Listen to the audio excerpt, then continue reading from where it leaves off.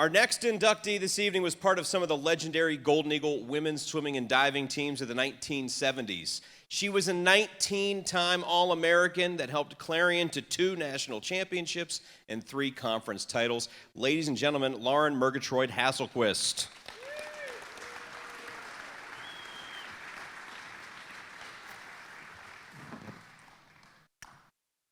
I thought I was about to drop the microphone there. I'm sorry. I'm getting punchy here. It's getting late. So you were part of such a special time in the history of that women's swimming and diving program. Again, the national championships, and things were really coalescing at that time. And you were under the direction of Coach Carol Clay. Talk about Coach Clay and what she meant to you. Coach Clay was the best. She somehow, so my freshman year was the first year they divided the women up into divisions. So we knew right away we were going to have a Division II Nationals for the first time ever, and it was going to be here at Clarion. So that was pretty much our goal, to do that. And somehow our year was, we had 1 senior on the team, 1 junior, a handful of sophomores, and 25 freshmen.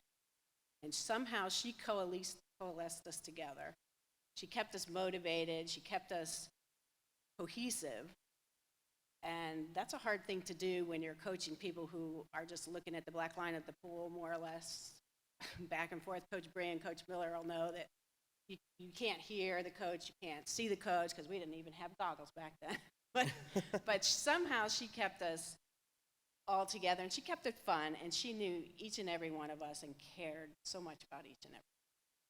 You told me that one of the things that you felt set your program apart was the hardcore conditioning aspect of your team. Talk a little bit about those practices when you were here.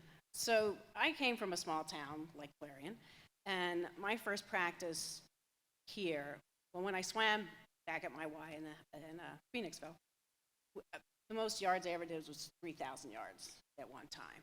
And our first practice, the first hour, was like 4 1,000 yards, and that was only the first hour, which was almost twice as much as I'd already done.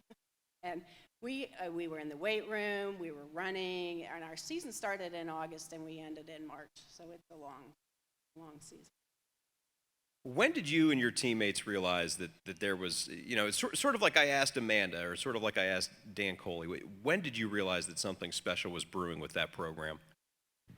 Well, I think when we saw the talent that we were all surrounded with, and everybody, of course, is competing for a spot, but everybody pulled for one another as well. And we,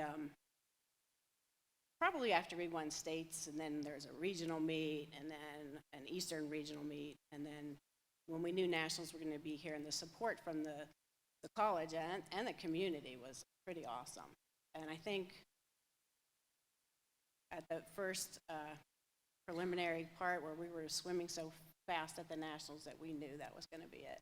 But to hold it together for 2 years is Coach Clay's doing. You mentioned to me when we spoke earlier that, as you've alluded to, your teammates, you built each other up and you supported each other. But it sounds like the one time that you were maybe willing to throw your teammates under the bus, as it were, were those Monday morning practices after a long weekend. Talk a little bit about those Mondays. So we had to practice every evening or afternoon, and then we had to make 2 or 3 mornings a week. And lived with swimmers, Barb, my roommate out there. And we'd get up Monday morning and say, okay, we're gonna make Monday morning, and then we'll have one done. Every Monday morning we'd wake up and go, are you going? No, I'm not going either. Let's try the next day. And probably we went Wednesday, Thursday, Friday. We probably didn't make Tuesday either.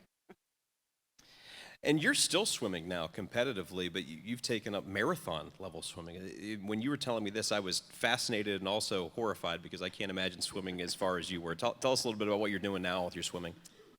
Well, it's a marathon swimming is 6.2 miles or anything past that. And it started during COVID because all the pools were closed, so we jumped into the Chesapeake Bay and just started swimming. And you don't have to breathe as hard. It takes longer, but you don't have to breathe as hard. Lauren, is there anybody in particular you would like to acknowledge here this evening? I would. I'd like to acknowledge all of my teammates that were there, 76 to 79, and my friend Barb, my roommate, 45 years, we've been friends. And Bob out there, a swimmer on the guys team, is here, and Coach Miller and Coach Bree for carrying on the tradition. And Clarion, of course, for its supportive environment, and then my family. And that's out there, my husband, my sister, my brother-in-law, my niece, my son and his wife, and my son watching from home in California. Lauren Murgatroyd Hasselquist, everyone. Thank you so much.